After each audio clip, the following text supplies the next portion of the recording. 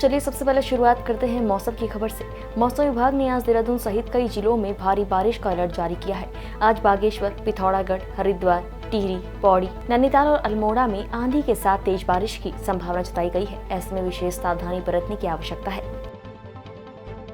अब खबर जनपद उधम सिंह नगर के बाजपुर से है, जहां बाजपुर कोतवाली में पुलिस महकमे में उस वक्त हड़कंप मच गया जब एक दंपत्ति अपने गले में जूते चप्पलों की माला पहनकर कोतवाली पहुंच गया। दंपत्ति को देखकर पुलिसकर्मी हैरत में पड़ गए, जिसके बाद मामले को सुन पुलिस ने जांच शुरू कर दी है। दरअसल उधम सिंह नगर जिले के बाजपुर कोतवाली में एक शख्स ने जूते चप्पल की माला पहनकर पुलिस को एक व्यक्ति के खिलाफ मारपीट की तहरीर दी है और आरोपी पर सख्त कार्रवाई की मांग की है। तहरीर में उन्होंने बताया कि वो अपनी पत्नी के साथ भगत सिंह चौक पर बेटी बचाओ बेटी पढ़ाओ के तहत महिलाओं और बेटियों की सुरक्षा के लिए बीते 2 साल से प्रदर्शन करते आए हैं, लेकिन मंगलवार को पूर्व सांसद बलराज पारसी के बड़े भाई ने मौके पर पहुंचकर दबंगाई दिखाई। उन्होंने आरोप लगाया कि बलराज पारसी के बड़े भाई ने उन्हें और उनकी पत्नी के साथ गाली गलौज की।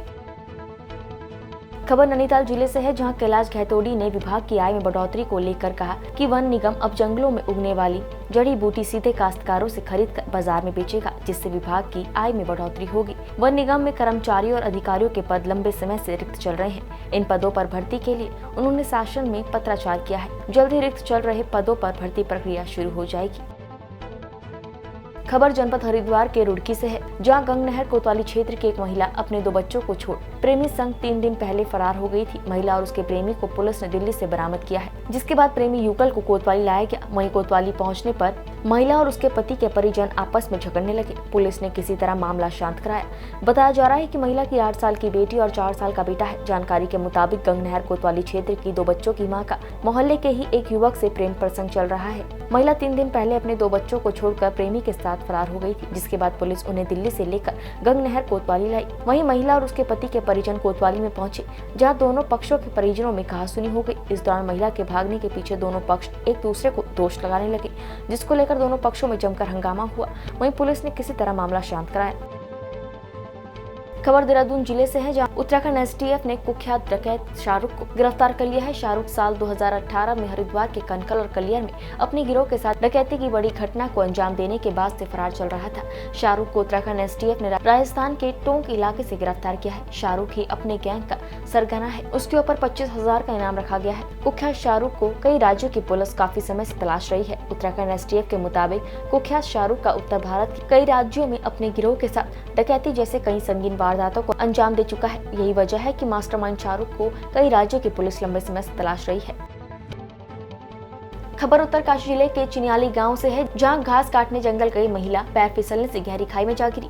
खाई में गिरने से महिला गंभीर रूप से घायल हो गई। सूचना मिलने पर मौके पर पहुंचे ग्रामीणों ने उसे उपचार के लिए सीएससी चिनियाली सौट पहुंचाया, जहां डॉक्टरों ने उसे मृत घोषित कर दिया। जानकारी के मुताबिक बीती मंगलवार को चिनियाली गाँव की शशि बाला अपने मवेशियों के लिए चारा लेने चिनियाली गाँव के कयारा नामे तो गई थी, जहाँ घास काटते वक्त उसका पैर फिसल गया और वो गहरी खाई में जा गिरी। इससे महिला गंभीर रूप से घायल हो गई। साथ में कई अन्य महिलाओं ने घटना की जानकारी आसपास के लोगों को दी। वहीं सूचना मिलने के बाद आसपास के लोग मौके पर और महिला को अस्पताल ले गए, लेकिन इससे पूर्व महिला की मौत हो गई थी। स्थानीय लोगों ने बताया कि महिला पूर्व शिक्षिका थी, जो 3 साल पहले सेवानिवृत्त हुई थी।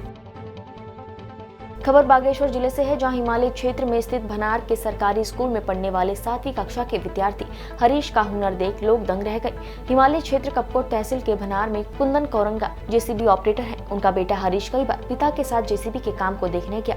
अब उसने अपनी मेहनत से घर में पड़े रद्दी सामान से ऐसी जेसीबी मशीन बना दी कि देखने वाला हर कोई दंग है। कपकोट के दूरस्थ और दुर्गम गाँव में रहने वाला 12 साल का हरीश कोरंगा के गाँव में आज भी संचार सुविधा उपलब्ध नहीं है। सीमित संसाधनों में जिंदगी गुजर बसर कर रहे हरीश बचपन में जुगाड़ के जरिए कई चीजें बना चुके हैं। जब भी घर वाले उसे खिलौने दिलाते हैं तो वो उसकी तकनीक को जानने के लिए उत्सुक रहता है। हरीश के पिता कुंदन कोरंगा जेसीबी ऑपरेटर हैं। हरीश कई बार पिता के साथ जेसीबी देखने गया। अपनी जिज्ञासा से जेसीबी की तकनीकी पर उसने काम किया। इसके बाद कुछ ही समय में उसने घरेलू सामग्री, बेकार मेडिकल इंजेक्शन, कॉपियों के गत्ते, पेटी, आइसक्रीम की डंडियों से हाइड्रोलिक आधारित ऐसी जेसीबी मशीन बना दी कि देखने वाला हैरान है। वहीं हरीश के जेसीबी का video social YouTuber Lakshman Koranga ने सोशल मीडिया प्लेटफॉर्म पर डाला है, जो काफी वायरल हो रहा है।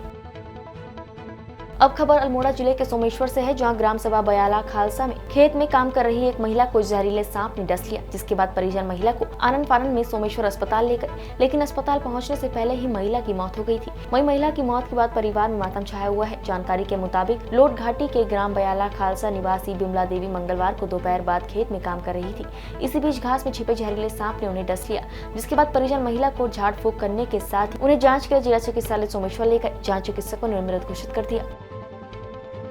खबर चंपावत जिले से है, जहां जिले का पहला हेलीपोर्ट डुंगरा सेठी में बन सकता है। डीएम नरेंद्र सिंह भंडारी ने बताया कि इसके लिए जमीन को चिन्हित कर बुधवार को शासन को प्रस्ताव भेज दिया गया है। जिले में चंपावत के अलावा दूसरा हेलीपोर्ट लोहा घाट ब्लॉक एबट माउंट में बनाया जाएगा। जिला पर्यटन विकास अधिकारी अरविंद गौड़ ने कहा कि शासन ने जिले में 2 हेलीपोर्ट मंजूर किए हैं। इसके लिए जिला प्रशासन ने भूमि चिन्हीकरण कर उत्तराखंड नागरिक उड्डयन विकास प्राधिकरण और नागरिक उड्डयन मंत्रालय को प्रस्ताव भेजा है। चंपावत के डुंगरा सेठी में 1 हेक्टेयर जमीन को चिन्हित किया गया है। इसी तरह लोहा घाट ब्लॉक में एबट माउंट में दूसरा हेलीपोर्ट बनेगा। हेलीपोर्ट एक छोटा हवाई अड्डा है जो हेलीकॉप्टर और कुछ अन्य लिफ्ट विमानों के लिए उपयुक्त है।